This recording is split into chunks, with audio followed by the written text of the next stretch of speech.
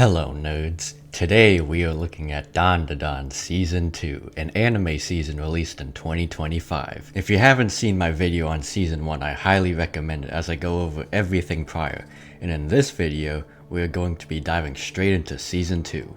Dandadan Season 2 covers the rest of the Cursed House arc, along with the Evil Eye and Kaiju arcs from the manga.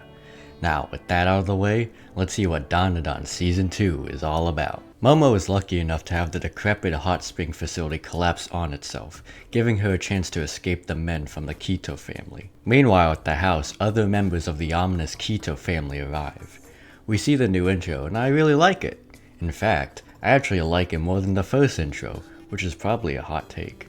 It's still in line with the spirit of the first while being its own thing. Good stuff. The Kitos are the landlords of the house and they let Gigi stay for free, but they are quite the nosy and intimidating type. Momo eventually returns to the house only to walk into a battle with the Kito family, as Gigi and Okarun are unconscious. She eventually gets thrown into the talisman-filled room and learns that the Kitos have been doing human sacrifices at the house to satisfy a snake god, which protects the town from a nearby volcano.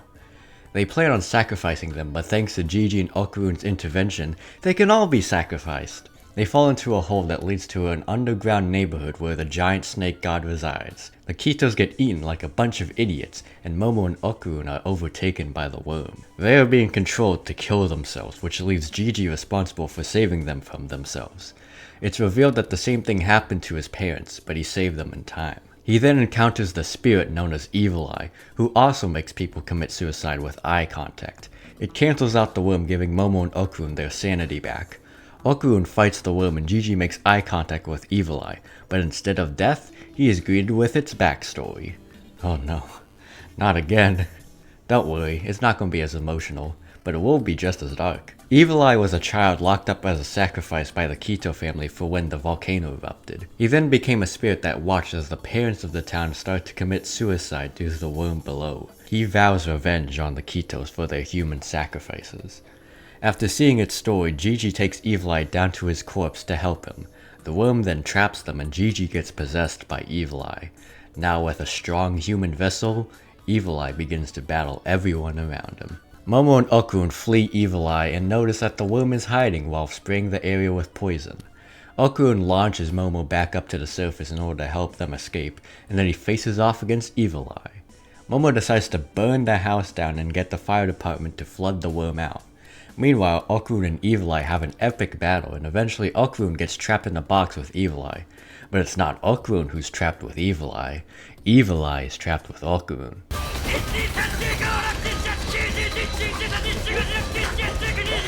Gigi is knocked unconscious and Okarun attempts to save Turbo Granny, who was here the whole time, but gets stuck himself. With the worm's house being flooded, it escapes to the surface where it is eventually dried out by the sun. It vomits out the Kito family and they realize that since the worm is dead, nothing can protect the village from its impending molten doom. Momo, still not believing in the Kito's prophecy, decides to use the giant worm's corpse as a fire hose by connecting it to the geyser in the hot spring and spraying water on the spreading lava. Momo always comes up with the most insane plans, huh? Also, apparently her psychic power has grown to be strong enough to pick up a giant monster. Evil Eye makes his way to the surface and destroys the makeshift fire hose while beginning to fight everyone. Luckily for Momo, help arrives as the goddamn Avengers of Dandadan arrive. The Mantis Shrimp, his son Chikichita, Seiko, and Taro all join the fight against Evil Eye. Evil Eye is eventually captured inside Taro with a talisman, and Chikichita continues to stop the lava from spreading. Momo rushes back to the ruined house to find the pit filled with lava.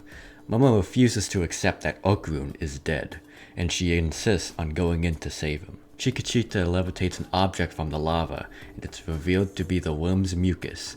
Inside is Okarun and Turbo Granny, burnt but safe to the great relief of Momo. A pretty epic episode featuring the entire ensemble cast. Except for Ira, who is probably being devious somewhere else. Also, this would have been a way better season finale for the first season. Seiko attempts to exorcise Evil Eye from Gigi to no avail. While eating dinner, oh hey, Ira's here, they discover that Gigi takes over when splashed with hot water, while Evil Eye takes over when splashed with cold water. Everyone has to keep a close eye on Gigi to make sure Evil Eye doesn't take over. The Mantis Shrimp, whose name we learn is Peeny Weeny, really? has moved to Earth to ensure a constant supply of milk for his son. While on a drive to the hospital, Momo and Okarun get closer in a really heartwarming scene. It's been a while since their romance progressed. Gigi gets reunited with his parents, and we learn that the Kito family was arrested except for Naki, who is revealed to be a subterranean creature. Momo asks Ira and Okarun to stay at her house for added surveillance over Gigi. A really nice slice of life episode that makes me smile after many episodes of chaos.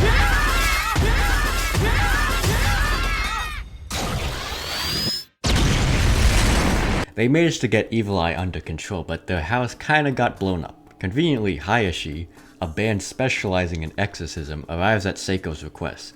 They perform for them along with a crowd of spirits in an epic concert. Gigi begs them to stop since he doesn't want Evil Eye to die, due to his tragic past. Seiko agrees with him and stops the concert. They all will have to get stronger in order to keep Evil Eye at bay. They repair the house with cardboard to have a somewhat comfortable sleeping experience. Momo gets a part-time job to help pay for the house repairs, and Momo's friends drag Okarun to a workplace. A maid cafe. Wow. Very embarrassing, but very funny. Momo then learns firsthand the soul-draining experience of working a part-time minimum wage job. Gigi manages to overpower Evil Eye when soy sauce touches him, but when Momo and Okarun come home, an accident causes Evil Eye to come out swinging. He manages to trap Momo, but luckily Momo spits some hot water to bring Gigi back. Seiko's apprentice Manjiro decides that there is no other choice but to exorcise Evil Eye, since he's getting too powerful and clever. Turbo Granny decides to start training Okarun since it was her power after all. They, along with Ira, sneak into the school where Turbo Granny explains psychic powers through music. Pretty cool. Also, they are confronted by the spirits of Beethoven and his band of composers. What? Beethoven and his band begin to shoot music notes as Okarun and Ira transform in order to dodge the incoming bullet hell. Ira, with acrobatic Silky's dancing abilities, is able to dodge with ease, while Okarun struggles until he remembers a rhythm, the rhythm of the exorcism concert. They manage to take out one composer, but the band summons giant opera singers that release a fountain of illusions to go after Okarun and Ira, while giving an epic performance.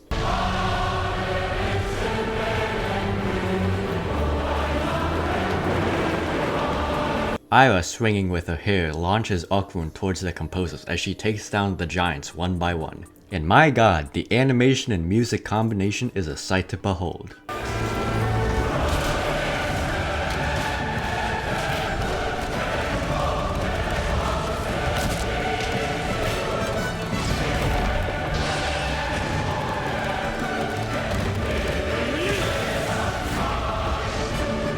Okarun then goes full throttle like never before. Using what Turbo Granny taught him, he takes out the entire band in one attack. That was the coolest fight in the show so far. They return home and confront Gigi since Okarun, with his new perspective on fighting, decides to take Evil Eye head on. Both Okarun and Evil Eye come out swinging to create an intense fight. Okarun goes full throttle straight into Evil Eye, which manages to injure him while destroying the house. Evil Eye wants to continue to fight, but Okarun refuses, saying that he's too weak. He makes a deal with Evil Eye to fight him once per week, and he is to only fight Okarun and not harm anyone else. Okarun realizes that fighting and killing are the same as playing to Evil Eye, and Evil Eye has always yearned to play with others, just as a child would. Evil Eye also takes off his underwear and says that they want to kill all humans, not him. What an evil piece of clothing. In the meantime, they, with Peony Weedy and his friend Ludrus's help, rebuild the house with nanoskin, which can be transformed into anything your mind can imagine. Personally, I would go crazy with these things instead of just rebuilding the same house. Momo accompanies Gigi to school when he is turned into Evil Eye. There's no hot foods or beverages available, so he has to watch over as Evil Eye experiences modern high school. Momo is informed by her friends that there's a ghost in the housing complex, a golden ball ghost. Oh yeah, this began with Okarun's balls, I almost forgot. We are following this redditor for some reason who attempts to understand Okarun's unexplainable riz. Great. Okarun and Momo go to the apartment building where his ball is, and the redditor follows them right when the world around them transforms and the ball, or whatever has it, is fleeing. After trying a whole bunch of times, Momo eventually manages to catch the invisible figure with the ball, and Okarun goes full throttle. Turns out, it was a kaiju carrying the ball. Did I put on the wrong show? Pretty small for a kaiju though. Oh, there we go. It's Ballzilla. Actually, it's Space Ballzilla since Alien. Gigi and Ira head towards the commotion and everyone runs for their lives. Okarun and Ira transform while Gigi takes the Redditor away. Ira continues to show off her impressive acrobatic silky powers, and with Momo's help they almost take out the kaiju, if it didn't go invisible, tricking Ira. Meanwhile, the Redditor's fat, sweaty body causes Evil Eye to come out. I saw that one coming. Okarun uses his second full throttle, which uses up his ability, and along with Ira, they are both powerless, so they flee with Momo back to the house. Everyone is gathered at the house as the kaiju slowly makes its way towards them. Okarun realizes that since the house is made out of nanoskin, they can make it into whatever they want, including something that can fight the kaiju. The Redditor, whose name is Kenta, decides to use his imagination to transform the house into a goddamn Buddha mecha. Tengen Toppa Gurren Lagann! This show is insane. I love it. Look at what happens when someone with a vivid imagination uses the nanoskin. Great job, Kenta. Now they just have to learn to move it. These geniuses start pressing random buttons, which causes the mecha to fall and Okarun and Evil Eye to get ejected. Kenta decides to take full control of the mecha, transforming it into something that he can fight with. An epic fight breaks out between the kaiju and Kenta's mecha, including giving the kaiju the gay Bowser treatment. And it is Kenta's dream of piloting a giant robot that leads him to take down the kaiju, along with Momo and Ira's powers, which they can use through the mecha. This shit's OP. Once transported back, they turn the mecha into a UFO and then the house, kind of.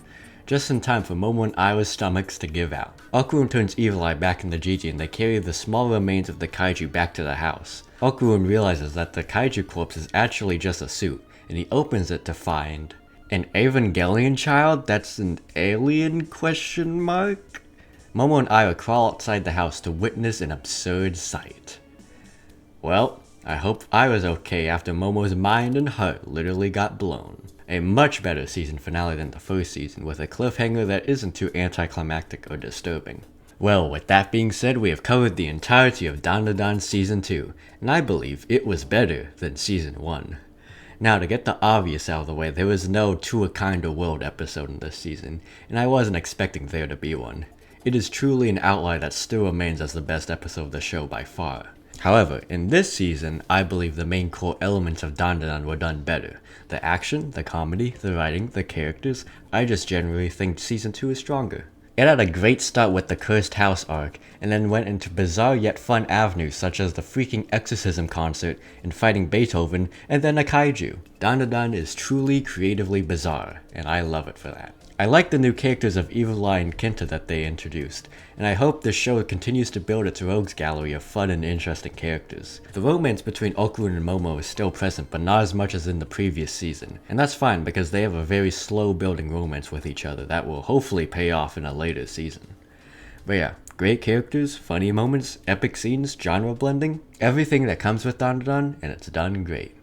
The peak episode will go to You Can Do It, Okarun, because I just love how creative and epic it is, with the complete focus on music-oriented action, and also Okarun's growth with Turbo Granny's power. Honorable mention goes to That's Like Way Deadly for being the climax of the Cursed House arc, where they successfully stop Evil Eye along with the spread of lava with the help of the previous season's side characters. The weak episode will go to, like, This is the Legend of the Giant Snake for being kinda boring, but it's not all boring because the Kito family was introduced along with the main conflict of the Cursed House arc. And there you go, Dandadan Season 2 was released in 2025, and while not being as popular as the first season, it still remains a very popular new-gen anime. With Season 3 announced, it seems the adventures of Momo, Okarun, and the rest of the gang will continue in just as, if not more, insane ways. And as always, thanks for watching.